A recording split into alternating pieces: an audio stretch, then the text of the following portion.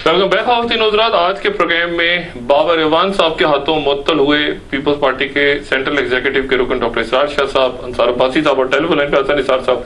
Doctor साहब, आपने झंडा लहराया था इफ्तिखार चौधरी साहब के घर पे, अगर मैं सही कह रहा हूँ तो, और गालिबन इफ्तिखार चौधरी साहब की तरफ से मैसेज आया था आपको कि आप झंडा लहराएं।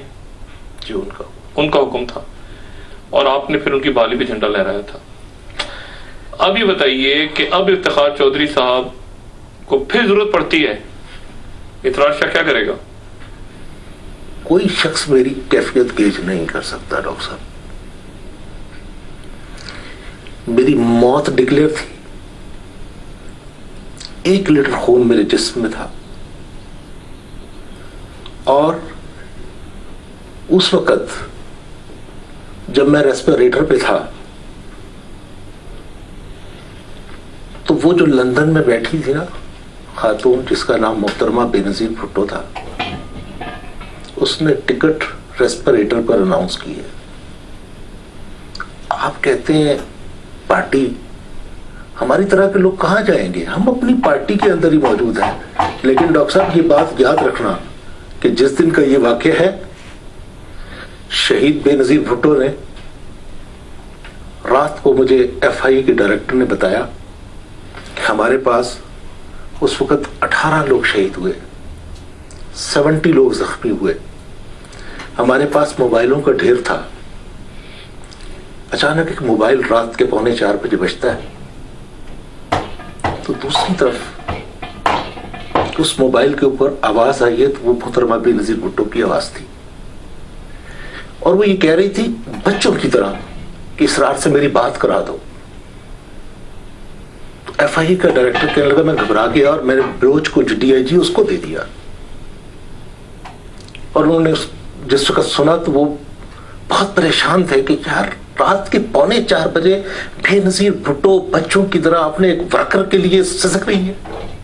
उन्होंने अटेम्प्ट होकर उनकी दोनों टांगे चली गई और बीबी दुआ करें कि उनकी जिंदगी बच जाए। डॉक्टर साहब, आप कहते हैं अदलिया की और हुकूमत की लड़ाई में मैंने इस आजाद अदलिया की हुर्मत के लिए बीबी के हुक्म पर झंडा लहराया है। जब इनकी और इनकी लड़ाई होती है तो मुझसे पूछो कि मुझ पर क्या बनाती है। इसलिए हमने कुर्बानियां नहीं दी कि हमारे जमहूरी इदारे या पार्लिमानी इदारे जो हैं वो अदलिया से टकराते फिरे। यस डॉक्टर साहब, इस मुल्क के अंदर करप्शन है और करप्शन की इरेडिकेशन करनी पड़ेगी।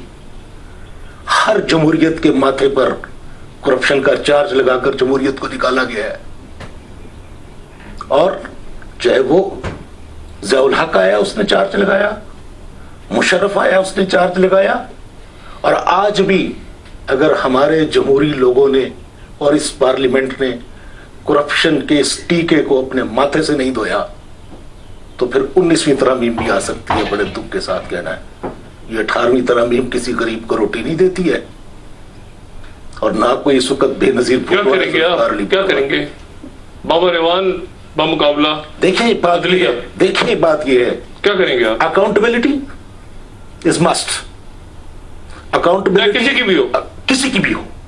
मैं अदलिया से ये चाहता हूं कि वो रोल जो फौज नहीं कर सकी, उन्होंने अकाउंटेबिलिटी के नाम पर पॉलिटिकल विक्टिमाइजेशन की, वो रोल जो जमहूरी इदारे नहीं कर सके, अगर जुडिशरी कर रही है मैं उनको सलाम करता हूं, लेकिन जुडिशरी अपना दायरा वसी करे। जिस दिन जस्टिस इफ्तिखार चौधरी की क़यादत में इस मुल्क के तमाम चोरों से पैसा इस मुल्क के अंदर वापस आ गया, जस्टिस साहब इसमें एक चीज जो वाजे करने की है ना, क्योंकि मिसकंसेप्शन हो जाता है, लोग मिसअंडरस्टैंड करते हैं। देखें, अकाउंटेबिलिटी जो करना होता है ना, वो अदालत का काम नहीं होता। गवर्नमेंट्स अकाउंटेबिलिटी करवाती हैं। अकाउंटेबिलिटी आपके कमीशन होते हैं इंडिपेंडेंट, जो अक्रॉस द बोर्ड केसेस बनाते हैं। अकाउंट यहाँ पे तो है ही नहीं कोई सिस्टम। अगर इन्होंने करना है, अभी बार बार फर्ज करें गवर्नमेंट कहती है कभी कि हाँ नवाज शरीफ का वो वाला केस है या उनका वो वाला केस है, भाई prosecution is the responsibility government. आप जाए ना कोर्ट में, आप क्यों नहीं उठाते? आप प्रोसिक्यूशन करें। सारे देखिए, आप तो गवर्नमेंट में, ये गवर्नमेंट कुछ नहीं करना चाहती, ये खुद क्यों नहीं उठाते? ये करना नहीं चाहते। IAS वाला केस उठा दें, एक वकील देखिए ना, क्यों नहीं लाते केसेस? डॉक्टर साहब करप्शन मसला ही नहीं है आज का जी। केसेस नहीं साहब अगर ये नहीं लाए, देखिए सर, आप उसके साथ डील कर लेते हैं, वो उसके साथ डील कर लेता है, वो उसके साथ, भाई आप करें ना।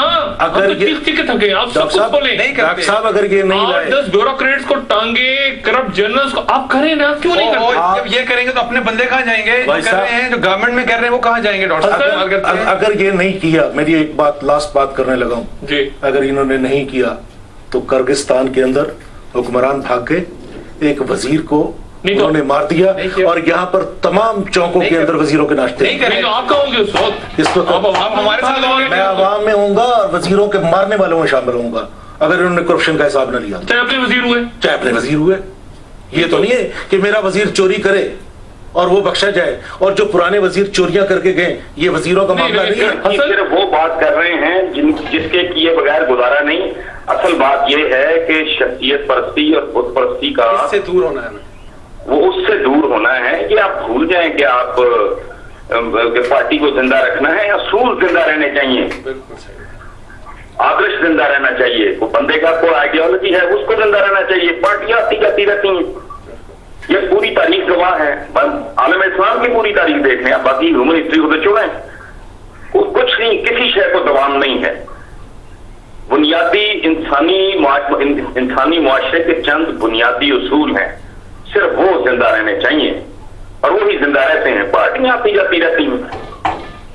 तो बहरहाल हसन भाई, बात यह है कि इस मुल्क का एक ही एजेंडा रह गया है जो 63 साल से मिस यूटिलाइज हुआ है, और वो है अकाउंटेबिलिटी का। और मेरा ईमान है कि वो जो शख्स भी करेगा वो इस मुल्क का जुल्फकार अली भुट्टो के बाद बड़ा हीरो होगा।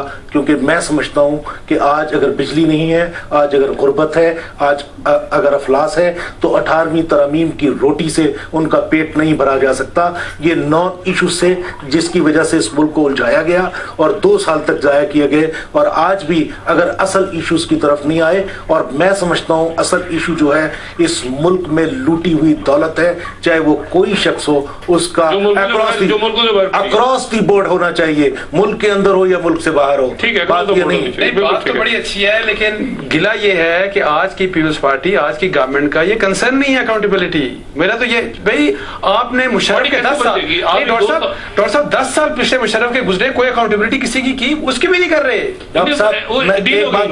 तो डील हो जाती है ना, आप उसमें आप सबकी डील हो जाती है, एस्टैब्लिशमेंट आपके साथ, आप उनके साथ, वो बैंकों के साथ, वो उसके साथ डील डूल करके आप सारे निकल जाते हैं आखिर में। अजहरी साहब क्लोजिंग रिमार्क्स आप देना चाहेंगे?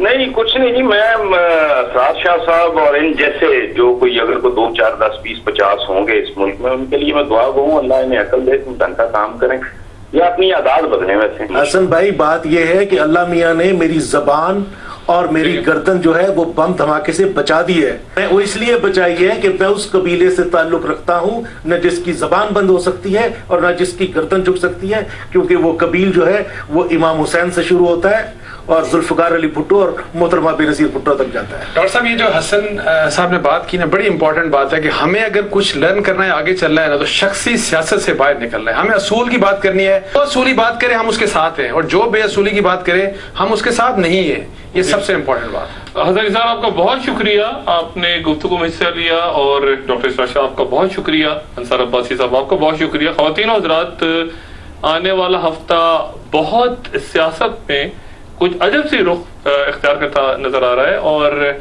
18वीं तरमीम मुफाहिमत लगता है नई तलखियों को जन्म देगी।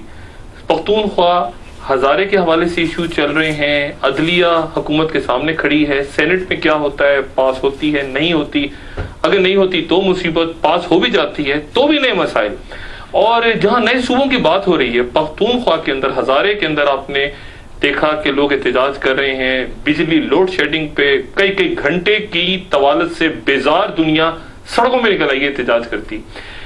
एक और बात जो बड़ी अहम है वो ये कि नए सूबे बनाने की बात हो रही है, लेकिन एक सूबे के बारे में अभी तक बात नहीं हुई, और वो है सूबा सिंध।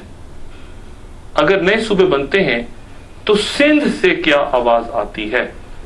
अगले प्रोग्राम में इंशाल्लाह आपसे फिर मुलाकात होगी। अपना दोस्तों, रिश्तेदारों, गिरदो नवाह के लोगों का सब ख्याल रखिएगा।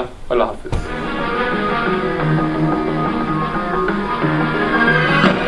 ये कौम एक अजीम कौम बनेगी, ये कौम दुनिया का लोहा बनेगी। कबूल है आपको, इस कौम को दुनिया का लोहा बना के करेगी। I have hope that the younger generation will be able to build a more just society, a more equal society that their forefathers were able to do, including myself. जब भी कोई तकरीर करता हूँ, किसी महफिल में जाता हूँ, ये पीछे ये सियासी फिसूल छोड़ देते हैं। साजिश करने की कोशिश की तो उसको उठा के समुद्र में फेंक देंगे। वो कहते हैं दिन का बगल इस्तेमाल करने नहीं देंगे।